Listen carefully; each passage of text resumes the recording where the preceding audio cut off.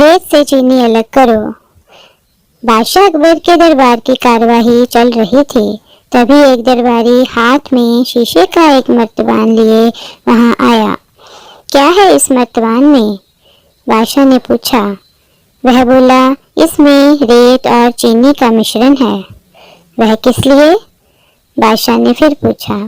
माफी चाहता हूँ हजूर, हम बीरबल की काबिलियत को परखना चाहते हैं। हम चाहते हैं कि वह रेत से चीनी का दाना दाना अलग कर दे। बादशाह अब बीरबल से मुखातिब हुए।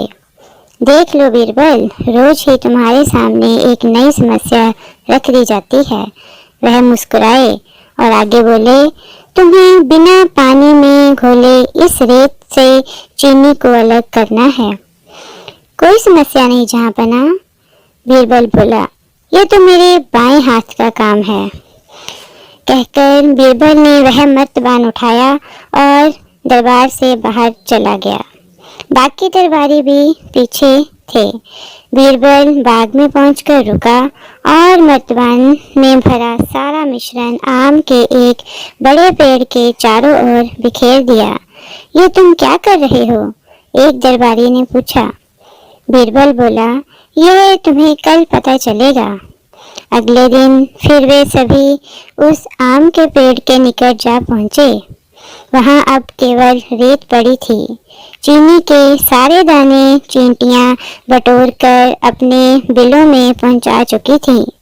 कुछ चींटियां तो अभी भी चीनी के दाने घसीट कर ले जाती दिखाई दे रही थीं। लेकिन सारी चीनी कहाँ चली गई? एक दरबारी ने पूछा। रेत से अलग हो गई, बीरबल ने उसके कान में फुसफुसाते हुए कहा। सभी जोरों से हंस पड़े। बादशाह अकबर को जब बीरबल की चतुराई ज्ञात हुई तो बोले, अब तुम्हें चीनी ढूंढनी है तो चींटियों के बिल में घुसना होगा। सभी दरबारियों ने जोरदार ठहाका लगाया और बीरबल का गुणगान करने लगे। धन्यवाद। अकबर का कला प्रेम। बादशाह अकबर को तरह तरह की कलाओं से बड़ा प्यार था। उन्हें संगीत में बहुत आनंद आता था। एक बार उन्होंने संगीत प्रतियोगिता का आयोजन किया जिसमें हिंदुस्तान के बेहतरीन संगीतकारों को बुलाया गया। सभी संगीतकार बड़े प्रसन्न हुए कि उन्हें हिंदुस्तान के बादशाह की ओर से अपनी प्रतिभा दिखाने का मौका मिला है। प्रतियोगिता वाले दिन सभी संगीतकार आगरा के शाही दरबार में एकत्रित हो गए। बादशाह अकबर ने दरबार में प्रवेश किया और बोले, मैं हिंदुस्तान का बादशाह अकबर अपनी राजधानी में आप सबका स्वागत करता हूँ। मैं आशा रखता हूँ कि आपको यहाँ किसी तरह की कोई परेशानी नहीं होगी। आप सब जानते हैं कि आप लोगों को एक संगीत प्रतियोगिता के लिए आमंत्रित किया गया है। मैं आप सबको इस प्रतियोगिता के सारे नियमों के बारे में बताना चाहता हूँ। यह कोई सामान्य प्रतियोगिता नहीं है। सभी प्रतियोगी एक दूसरे का मुंह देखने लगे। बादशाह अकबर संगीत प्रतियोगिता के विशेष नियम बताने जा रहे थे और वे सब सुनने के लिए उत्सुक थे। बादशाह अकबर ने अपनी बात आगे बढ़ाई। आप लोगों को इस प्रतियोगिता में मुझे या अन्य श्रोताओं को प्रसन्न नहीं करना है। आप सबको एक बैल को प्रसन्न करना है जिसे कुछ ही देर बाद दरबार में लाया जाएगा। जो संगीतकार अपने संगीत से बैल का दिल जीतने में कामयाब होगा वही प्रतियोगिता का विजेता माना जाएगा। अब आप लोग अपनी प्रतिभा से बैल का दिल जीतकर दिखाएं। जो ही बादशाह अकबर ने अपनी बात समाप्त की तो ही दरबार में एक बैल ने कदम रखा। सारे प्रतियोगी ऐसा नियम सुनकर चकित रह गए। यह उनके जीवन का पहला अवसर था जब उन्हें अपने संगीत के बल पर एक पशु का दिल जीतना था, यह कोई आसान काम नहीं था। कुछ ही क्षणों में अकबर ने प्रतियोगिता आरंभ कर दी। सारे संगीतज्ञ एक एक करके आगे आने लगे और अपनी सबसे बेहतरीन धुन से सबका मनोरंजन करने लगे, लेकिन वे लोग बैल का मन नहीं बहला पा रहे थे।